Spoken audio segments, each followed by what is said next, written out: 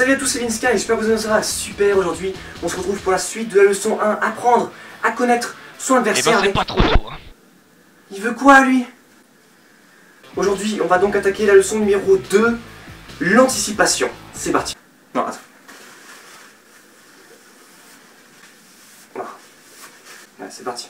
Mais avant de se lancer dans des leçons footballistiques virtuelles, je vous propose de comprendre le sujet même avec le mot anticiper.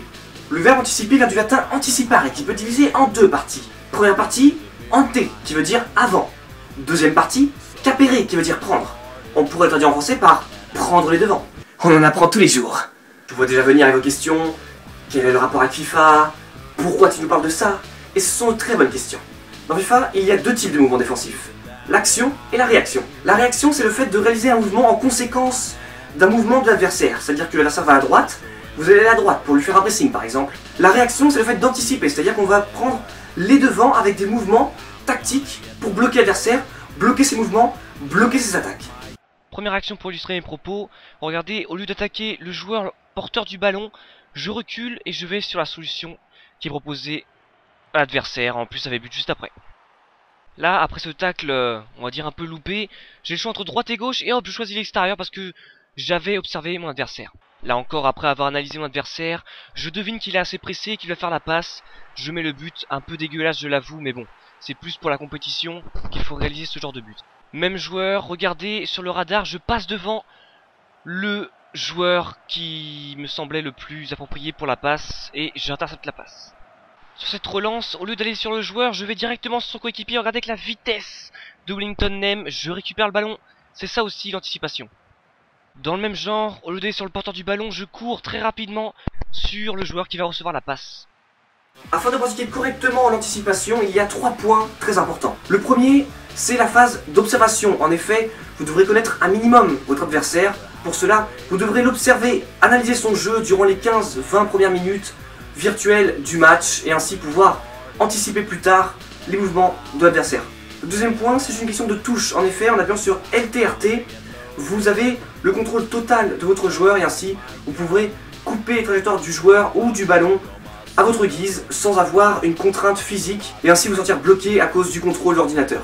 Le troisième point, c'est juste une question de géométrie. Cette action reflète bien cet aspect géométrique. Regardez, je récupère le ballon comme ça. Maintenant, on va revenir en arrière pour comprendre pourquoi je le récupère. Stop. Voilà, parfait. Donc comme vous pouvez le voir, je reste à distance du porteur du ballon parce que si je me rapproche trop, le ballon passera trop vite à côté de moi et je n'aurai aucune possibilité d'action. Alors que si je reste loin, le temps que le ballon arrive sur moi, j'aurai le temps de réaliser le déplacement nécessaire afin de récupérer le ballon. En fait, c'est juste une question d'angle et de distance. Mais bon, je ne vais pas m'étaler là-dessus, étant donné que nous ne sommes pas en cours de maths. Mais attention, anticipation à ses limites.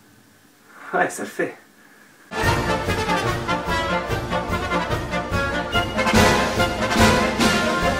Bref, parfois on est en phase avec l'adversaire, on devine facilement s'il va aller à droite ou à gauche, droite ou à gauche, droite ou à gauche ou à gauche. Parfois, on ne l'est pas du tout. Enfin, quand on est en phase dans la vraie vie, parfois, ça peut vite devenir chiant. Excusez-moi. Pardon, vas-y, passez. Pardon, passez. Vous l'aurez compris, cette technique a des limites. Premièrement, si l'adversaire est plutôt bon, plutôt intelligent dans le jeu, il va voir que vous anticipez et donc il va simplement s'arrêter, prendre plus de temps dans ses choix et ainsi vous passez plus facilement. Deuxièmement, faut pas devenir taré avec ça, faut pas calculer des choses incroyables. Hein. C'est du feeling, c'est du feeling. Et si vous devenez un peu taré avec ça, vous allez pouvoir devenir comme ça. Et je pense que personne qui regarde cette vidéo veut devenir comme ça. C'est hardcore gamer là. J'avoue que parfois j'abuse un petit peu l'anticipation, mais c'est dans mon jeu, je peux rien y faire. Je plaide coupable. Puis après, à trop réfléchir, on joue même plus. Putain, penalty. Bon, il fait tirer qui? Un droitier. D'accord, un droitier, logiquement il tire à droite. Mais voilà, la contre-psychologie, elle a tiré à gauche. Il a tiré à gauche. La même, il a tiré à droite. Personne ne peut y penser. Ah, il y a but. Bref, cette leçon était là pour vous dire que jouer c'est bien, mais parfois, prendre un petit peu de recul et réfléchir, c'est cool aussi. À présent, si vous souhaitez découvrir ou revoir la leçon numéro 1, vous avez juste à cliquer ici, c'est gratuit et c'est plutôt une vidéo sympathique. Hasta la vista. Ah, c'est à moi. Mais qu'est-ce que tu fais là? C'est à toi, on l'a répété 500 fois. Ouais, c'est bon. Vas-y, on recommence, vas-y. Oui, ok. Hasta la vista, baby.